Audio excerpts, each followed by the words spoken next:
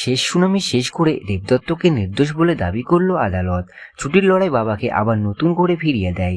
তো হ্যাঁ বন্ধুরা, এই প্রতিজ্ঞা ধারাবাহিক সিরিয়ালের আগামী পর্বে আমরা সকলেই দেখতে পেয়েছি আশ্রম বাড়ির বাচ্চাদের এবার কাঠগড়ায় দাঁড় হতে হয়, কিন্তু বাচ্চাদের কথা কেউ বুঝতে পারে না। তাই একজন রুমা ম্যাডামের কথা শুনে কেসটাকে অন্যদিকে নিয়ে যাওয়ার চেষ্টা করার জন্য একজন এসে পড়ে। আশ্রম বাড়ির বাচ্চারা যখন বলতে শুরু করে ইশারা দিয়ে বোঝায়, তখনই সব সত্যিগুলো মিথ্যায় পরিণত করার চেষ্টা করে। ছুটি তখনই রেগে গিয়ে তখনই ছদ্মবেশ থেকে সকলের সামনে এসে সবকিছুই বলতে শুরু করে। ছুটির শাঁখা সিঁদুর দেখে যেন দেবদত্ত চমকে না যায়, তাই অভি ছুটিকে আসতে বারণ করেছিল। কিন্তু ছুটির আশাতে সকলেই এবার চমকে যায়।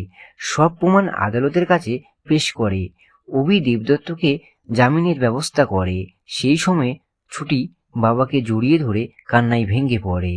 তবে ছুটির হাতের শাঁখা সিঁদুর এবার কি হবে? তো বন্ধুরা, আপনাদের কি মনে হয়? আপনাদের মতামত কমেন্ট বক্সে অবশ্যই জানাবেন। আর এই সব মূল ধারাবাহিক দেখতে হলে, জানতে হলে চোখ রাখুন শুধুমাত্র স্টার জলসার পর্দায়। সাথে এমনই আপকামিং ভিডিও পেতে হলে আমাদের এই ইউটিউব চ্যানেলটিকে সাবস্ক্রাইব করতে কিন্তু একদমই ভুলবেন না।